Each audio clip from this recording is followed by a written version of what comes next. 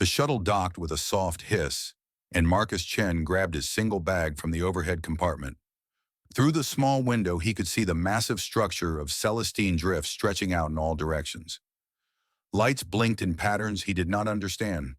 Ships of strange shapes moved slowly around the station like fish swimming around a reef. He was 23 years old, fresh out of the Earth Integration Academy, and this was his first time leaving his home planet. His hands were shaking a little, but he told himself it was just excitement. Not fear.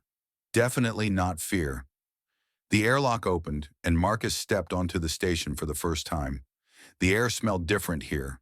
Clean, but also strange. Like metal and flowers mixed together.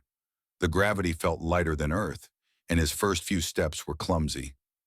He almost bounced when he walked. A tall, thin creature waited for him at the end of the walkway. It stood nearly 7 feet high, but looked like it weighed almost nothing. Its skin was pale blue, and its bones seemed to show through its flesh. Large dark eyes watched Marcus with curiosity. The creature wore a silver uniform with symbols Marcus could not read. "You are the human intern?" the creature asked. Its voice came out as clicks and whistles, but a small device on its chest translated the words into English. "Yes, sir. Or ma'am." "I'm sorry, I don't know how to tell," Marcus said. He felt his face grow hot with embarrassment. "I am Administrator Kethrix, female by your species understanding. Welcome to Celestine Drift." She did not offer her hand or make any gesture of greeting. She simply turned and began walking. "Follow me." Marcus hurried after her, still bouncing slightly with each step. He noticed that Kethrix moved very carefully, almost delicately. Every step she took was precise and measured. "You will be assigned to the logistics department," Kethrix explained as they walked through long white corridors. Other aliens passed them, and Marcus tried not to stare. He saw creatures with 4 arms, creatures with no arms at all, creatures that floated instead of walked. All of them looked at him with the same expression, curiosity mixed with something else. Was it confusion? "Thank you for this opportunity," Marcus said. "I will work very hard." Kethrix made a sound that might have been a laugh. "I am sure you will try. Humans are new to the galactic community, only 15 years since first contact. We do not know much about your kind yet." "What would you like to know?" Marcus asked. Kethrix stopped walking and turned to look at him. Her large eyes studied his face, his body, his hands. "You are smaller than I expected. The reports said humans were larger than most species." Marcus shrugged. "I'm actually pretty average for a human, about 5'10". Some humans are much bigger than me." "Interesting," Kethrix said, though she did not sound very interested. She continued walking. They passed through a section of the station where the walls were made of clear material. Marcus could see out into space. Stars filled his vision, more stars than he had ever seen from Earth. A nearby planet glowed orange and red, its surface covered in storms. "Beautiful," Marcus whispered. Kethrix glanced out the window. "It is adequate. This system has good trade routes. That is what matters." They arrived at a large room filled with screens and control panels. Several Valorians sat at workstations, their thin fingers moving quickly over glowing buttons. They all looked up when Marcus entered. "This is the human," Kethrix announced. "He will be observing and assisting for the next 6 cycles. Please make him feel adequate." One of the Valorians, a male with darker blue skin, stood up from his station. "I am Security Chief Vortan. You will shadow my team." "Thank you, sir," Marcus said. He bowed slightly, unsure of the proper greeting. Vortan made a clicking sound. "You do not need to lower your head. We are not royalty here, just workers." "Sorry, I'm still learning," Marcus admitted. "That is acceptable. Learning is why you are here." Vortan gestured to an empty seat near the wall. "Sit, watch, ask questions if you do not understand something, but do not touch anything." Marcus sat down and placed his bag beside his feet. The chair was too tall for him, designed for the longer legs of the Valorians. His feet dangled above the floor like a child's. For the next several hours, he watched the team work. They tracked shipments coming into the station. They scheduled deliveries. They solved problems when cargo arrived damaged or late. It was not exciting work, but Marcus found it interesting. The technology was far beyond anything on Earth, but the basic ideas were the same. Things needed to go from one place to another. Someone had to make sure that happened. During a break, one of the Valorians approached him. She was younger than the others, with curious eyes. "Is it true that your planet has only one sun?" she asked. "Yes, just one," Marcus confirmed. "How strange. Our homeworld has three, one large and two small." She tilted her head. "Is it true that water falls from your sky?" Marcus smiled.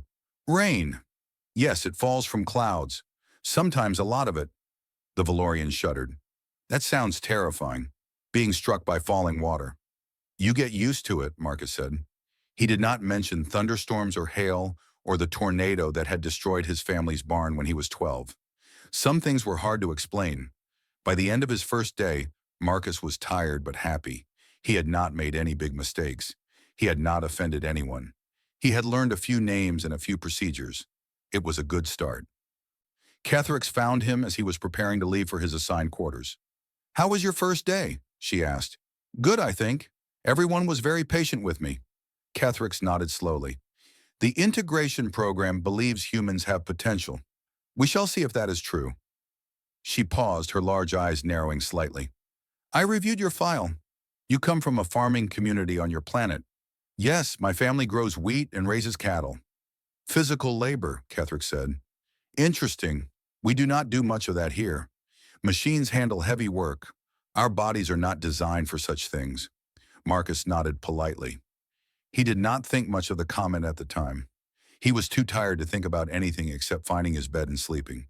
But soon, very soon, everyone on Celestine Drift would understand exactly what physical labor had done to the human body. They would learn that the soft-looking creature from the small blue planet was not soft at all. Marcus Chen was about to become very famous. He just did not know it yet. 3 weeks passed on Celestine Drift, and Marcus fell into a comfortable routine. He woke up early each morning, ate breakfast in the common area, and reported to the logistics department. The work was simple. He entered data into systems, organized digital files, and watched the Valorians solve problems. The other workers had grown used to him. They no longer stared when he walked past. Some even greeted him by name. Vortan had started explaining things to him without being asked, teaching him how the station's supply chains worked. Marcus liked the job. He liked the people. But sometimes he felt useless. He wanted to do more than just watch and type. He wanted to actually help. That chance came on a day that started like any other. An alarm sounded in the logistics center, and everyone turned to look at their screens. Red warning lights flashed across the displays. Vortan's fingers moved quickly over his control panel. "What is happening?" Marcus asked the young Valorian who sat near him. Her name was Tella, and she had been kind to him since his first day. "Emergency shipment," Tella explained. Her voice was tight with worry. "A diplomatic gift from the Dominion of Krath. It arrived on an unscheduled transport." Marcus had heard of the Krath. They were a powerful civilization on the other side of the galaxy. Their alliance with the Valorian trade network was worth billions of credits. Anything involving them was important. Vortan stood up from his station and called out to his team. "The containment crate must be moved to the ambassador's quarters immediately. The atmospheric seals will degrade in 2 cycles. If we do not deliver it in time, the contents will be destroyed." "What is inside?" someone asked. "A living gift, a rare crystal creature from the Krath homeworld. It cannot survive outside its controlled environment for long." Vortan grabbed a data pad and headed for the door. "Security team, with me. We need to move it now." Marcus stood up without thinking. "Can I come? To observe?" Vortan hesitated, then nodded. "Stay out of the way. This is a delicate situation." They hurried through the corridors of the station. Marcus noticed that the Valorians were already breathing harder from the quick pace.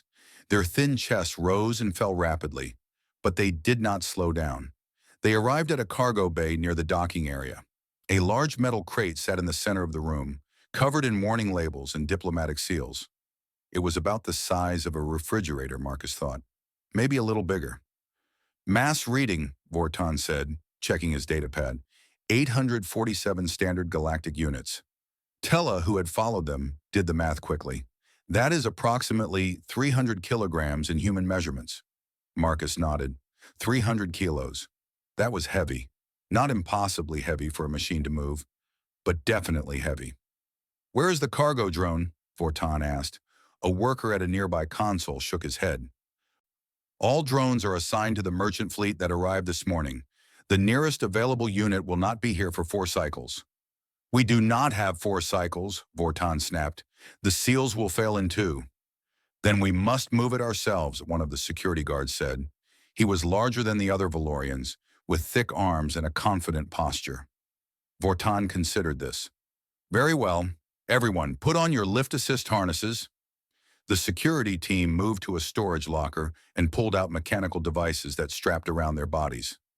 The harnesses had metal frames that supported their arms and backs, with small motors at the joints. Marcus watched with interest.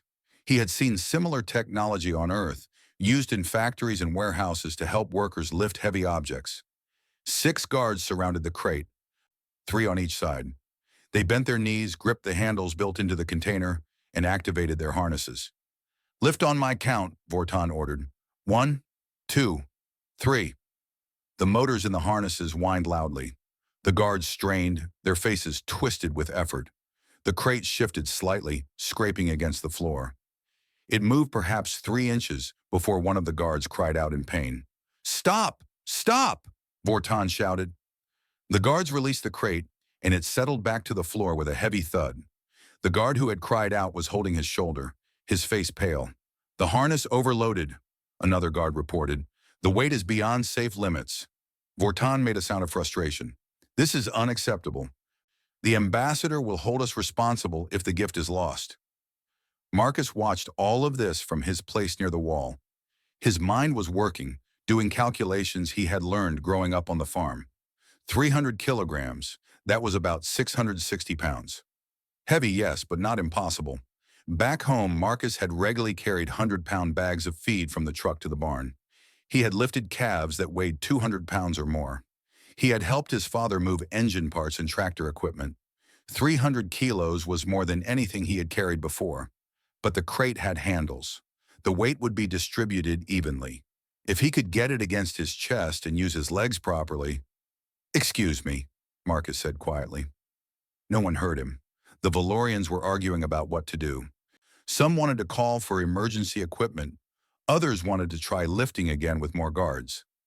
Excuse me, Marcus said again, louder this time.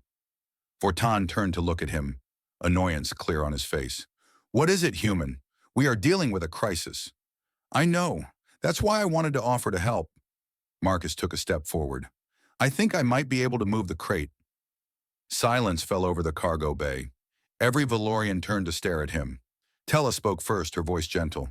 Marcus, that is very kind of you, but the crate weighs 847 units. 6 of our strongest guards with mechanical assistance could not lift it. You do not even have a harness. I don't need one, Marcus said. On my planet, we do a lot of heavy lifting. Our bodies are built for it.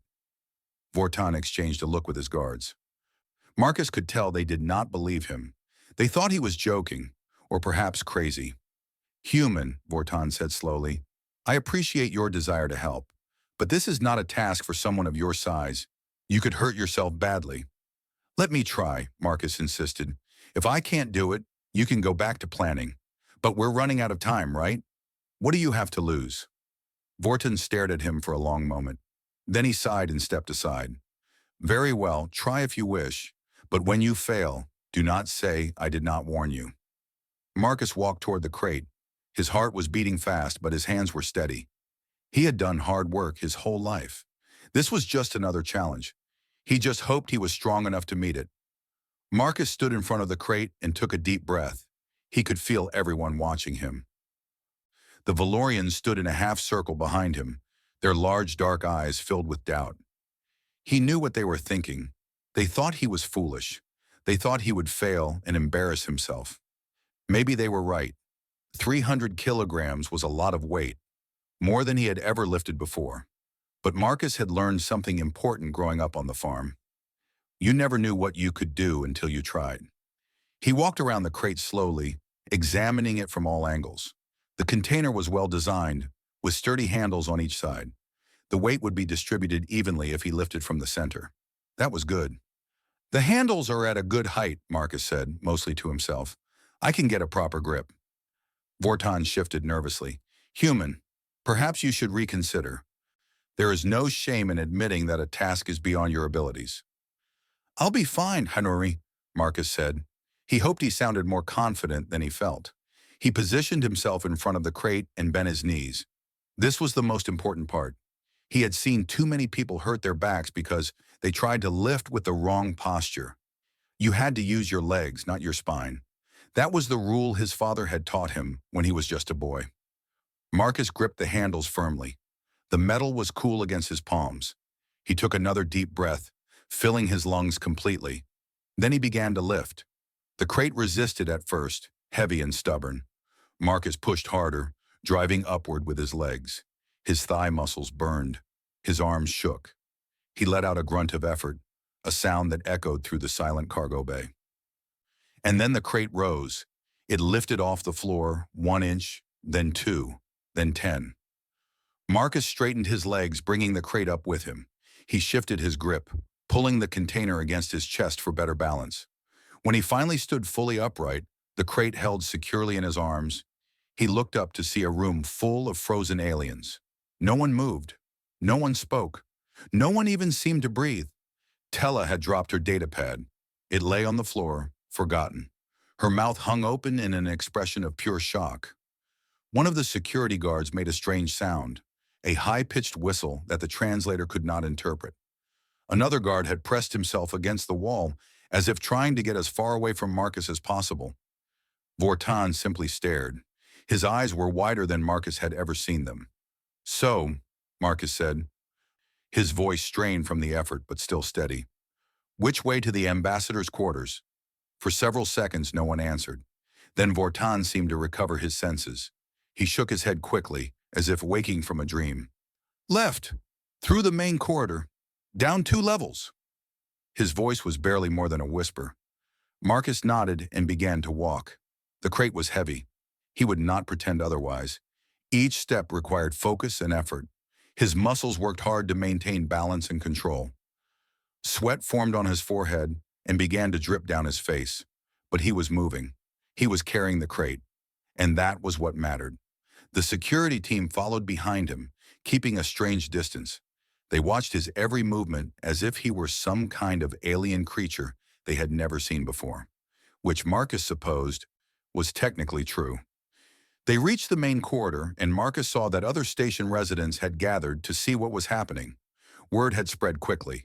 A crowd of aliens lined the walls, all of them staring. A small creature with green skin and too many eyes made a squeaking sound. What is that thing? It asked, pointing at Marcus. A human, Tella answered. Her voice was shaking. It's a human.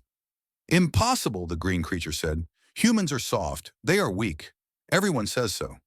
Everyone was wrong, Vortan replied. Marcus kept walking. He did not stop to explain or answer questions. He needed to focus. The weight was constant, pressing down on him with every step. His arms wanted to give up. His legs wanted to rest. But he pushed those feelings aside and kept moving. They reached a lift platform that would take them down 2 levels. Marcus stepped onto the platform carefully, aware that any sudden movement could upset his balance. Going down, announced a mechanical voice. The platform descended smoothly. Marcus used the brief rest to adjust his grip and catch his breath. The Valorians on the platform with him had pressed themselves against the edges, giving him as much space as possible. How are you doing this? Tella asked quietly. Marcus considered the question. On my planet, everything is harder. The gravity is stronger. Things weigh more. We have to be strong just to live our daily lives. Your planet sounds terrible, Tella said. Marcus smiled despite his strain. It can be, but it's home, and it made me who I am. The platform reached the lower level, and Marcus stepped off. The ambassador's quarters were just ahead. He could see the ornate doors at the end of the hallway, decorated with symbols from a dozen different civilizations. More aliens had gathered here. Important-looking aliens in expensive clothing. Diplomats and officials, Marcus guessed. They had heard about the crisis with the shipment and had come to see if it would be resolved in time. They had not expected to see a small human carrying the crate by himself. The crowd parted as Marcus approached. He heard gasps and whispers in languages the translator struggled to keep up with. Finally, he reached the doors. They opened automatically, revealing a large and beautiful room filled with plants and art from across the galaxy. Ambassador Trelvox stood in the center of the room. She was not a Valorian. She belonged to a species Marcus did not recognize, with compound eyes like an insect and 4 graceful arms. She wore robes of shimmering gold and held herself with obvious authority. She had been preparing to receive the shipment with proper ceremony. She had expected a cargo drone or a team of workers with equipment. She had not expected this. Marcus walked into the room and stopped a few meters in front of her. "Ambassador," he said, his voice tight with effort, "I have a delivery for you. Where would you like me to put it?" Ambassador Trelvox did not answer immediately. She stood perfectly still, all 4 of her hands frozen in mid-gesture. Her compound eyes reflected Marcus's image dozens of times over. Then she slowly raised one hand and pointed to a raised platform near the window. "There," she said. "Please." Marcus carried the crate to the platform and set it down gently. The moment the weight left his arms, his whole body seemed to sigh with relief. He straightened up, rolled his shoulders, and wiped the sweat from his forehead. "Delivery complete," he said. "I hope the timing was okay." The ambassador continued to stare at him. Behind him, Marcus could hear the crowd whispering frantically. He had a feeling his life was about to get a lot more complicated. The ambassador's quarters had become very quiet. Marcus stood beside the crate he had just delivered, rubbing his sore arms. The silence was starting to make him uncomfortable. "Is everything okay?" he asked. "Did I do something wrong?" Ambassador Trelvox finally moved. She walked toward Marcus slowly, her 4 arms held close to her body. Her compound eyes studied him with an intensity that made him want to step back. "What is your name, young one?" she asked. "Marcus Chen, ma'am. I'm an intern in the logistics department." "An intern?"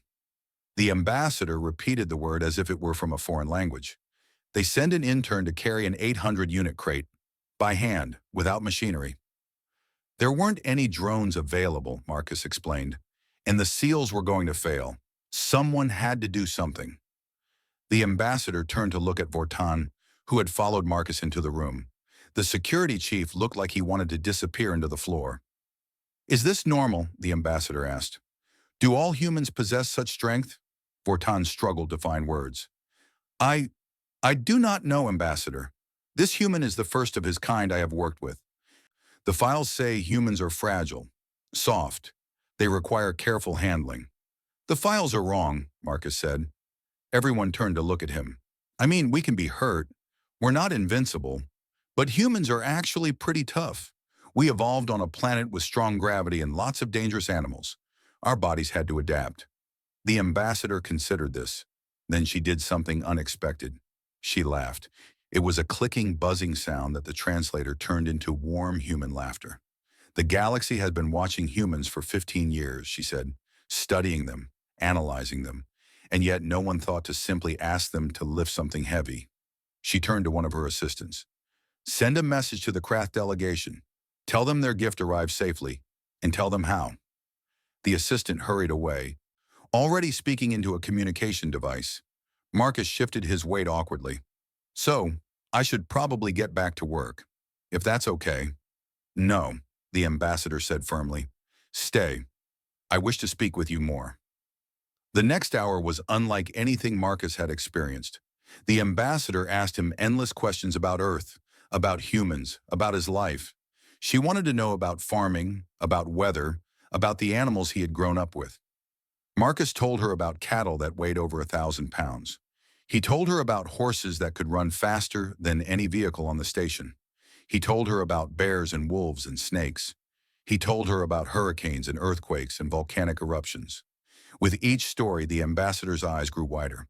"Your planet," she finally said, "is a death world. Do you understand what that means?" Marcus had heard the term before. "It means Earth is more dangerous than most planets, right?" "More dangerous than most planets." The ambassador made that laughing sound again. "Earth is one of the most hostile environments ever discovered that still supports intelligent life. The gravity alone would crush most species. The predators would eat them. The weather would kill whatever survived. It's not that bad, Marcus said. You just have to be careful. Being careful is not enough for most of us. Being careful does not make our bones stronger or our muscles denser. The ambassador leaned forward. Humans did not just survive Earth. You thrived there. You became the dominant species on a planet that should have been your graveyard. Marcus did not know what to say. He had never thought about it that way. Outside the ambassador's quarters, chaos was spreading through the station. News traveled fast in space, especially news this surprising. Someone had recorded Marcus carrying the crate. The video was now being shared across every network on Celestine Drift. Within hours, it had spread to other stations. Within days, it would reach dozens of solar systems. The video showed a small, ordinary-looking human lifting a weight that 6 Valorians with powered equipment could not move. It showed him walking calmly through the corridors, carrying the crate as if it were nothing special. It showed him delivering the package with a polite smile and asking where to put it. The comments section was flooding with reactions. Is this real? It must be fake. No one is that strong. I served with a human on a cargo ship. I thought she was exaggerating when she said she could lift the supply containers. I owe her an apology. What are these creatures? Where did they come from? Earth. They came from Earth. The death world in Sector 7G. The one we thought was too dangerous to be important. Back in the logistics department, Kethris was dealing with a crisis of a different kind. Her communication terminal was overloaded with messages. Every department head on the station wanted to know about the human intern. The media wanted interviews. Scientists wanted to run tests. Tell them no, Kethrick said to her assistant. Tell them all no. The human is not a laboratory specimen. He is an employee of this station, and he deserves to be treated with dignity. Her assistant hesitated. Administrator, the Galactic Science Council is requesting. I do not care what they are requesting. My answer is no. Kethrick sat back in her chair and rubbed her temples. She was developing a headache. She had known humans were different. Everyone knew that. But she had assumed different meant strange customs and odd food preferences. She had not considered that different might mean dangerous, not dangerous in a violent way. Marcus Chen was one of the kindest, most polite beings she had ever met, but dangerous in the way that a change in the wind was dangerous. Dangerous because it meant everything you thought you knew might be wrong. If one human could do what Marcus had done, what could 1,000 humans do? What could 1,000,000? The Valorians had been the dominant traders in this sector for centuries. Their technology was advanced, their networks were vast. But technology could be learned. Networks could be built. Strength like that could not be taught. You either had it or you did not. For the first time in her long career, Kethrix felt a small flutter of fear. Meanwhile, Marcus was finally released from the ambassador's quarters. He walked back toward the logistics department, tired and confused. He did not understand why everyone was making such a big deal about what had happened. Sure, the crate had been heavy, but it was just lifting. Every human could lift things. It was one of the most basic things a person could do. He passed a group of aliens in the corridor. They stopped talking when they saw him and pressed themselves against the wall to give him room. Their eyes followed him as he walked past. Hi, Marcus said, trying to be friendly. They did not respond. They just stared. Marcus sighed and kept walking. He hoped things would go back to normal soon. He had work to do, and he did not want all this attention. He did not realize that normal was gone forever. 2 months had passed since the day Marcus carried the crate. Nothing about his life was the same. It started with the messages, hundreds of them, arriving from across the galaxy. Scientists wanted to study him. Companies wanted to hire him. Governments wanted to meet him. Some of the messages were friendly, some were suspicious, a few were threatening. Kethrix had assigned a security team to watch over him. Marcus thought it was unnecessary, but he appreciated the gesture. Then came the promotions. Marcus was no longer an intern. His official title was now Special Consultant for Heavy Logistics. He had his own office, his own team, and a salary that would have made his parents back on Earth faint. I don't understand why this is happening, Marcus told Vorton one morning. They were sharing a meal in the common area, something they had started doing regularly. The security chief had become one of Marcus's closest friends on the station. "You proved something important," Vortan said. "You showed that humans are not what we thought they were." "But I just carried a box." "You carried a box that 6 of my best guards could not move." Vortan put down his eating utensil and looked at Marcus seriously. "In the galactic community, physical strength is rare. Most species evolved in low gravity, like us. Our bones are light. Our muscles are efficient but weak. Technology does our heavy work. So I'm special because I'm strong? You are special because strength like yours was considered impossible." Vortan leaned forward. "The scientists are calling Earth a Category 12 world. Do you know what that means?" Marcus shook his head. "There are only 3 Category 12 worlds known in the entire galaxy. Planets so hostile that the odds of intelligent life evolving there are essentially zero. And yet here you are." Marcus thought about this for a long moment. He thought about the farm where he grew up, the cold winters and hot summers, the storms that could destroy everything you built in a single night, the constant work just to survive. "My planet isn't that bad," he said quietly. "We have cities, art, music, families." "Yes," Vortan agreed, "and that makes it even more remarkable. You did not just survive your death world, you built civilizations on it." The changes were not limited to Celestine Drift. Across the galaxy, attitudes toward humans were shifting. On Valorian Prime, the government issued a new directive. All human visitors were to be treated with the highest respect. Trade negotiations with Earth were to be prioritized. Cultural exchanges were to be expanded. On Krath, the Dominion Council held an emergency meeting. They discussed the video of Marcus carrying the crate. They discussed what it meant for their military planning. A species that could produce soldiers like that could change the balance of power in the galaxy. But it was not just fear that humans inspired. There was also admiration. There was wonder. A Valorian poet wrote a song about Marcus Chen, about the small creature from the death world who carried the impossible weight. The song became popular on dozens of planets. A school on a distant moon added a new lesson to their curriculum.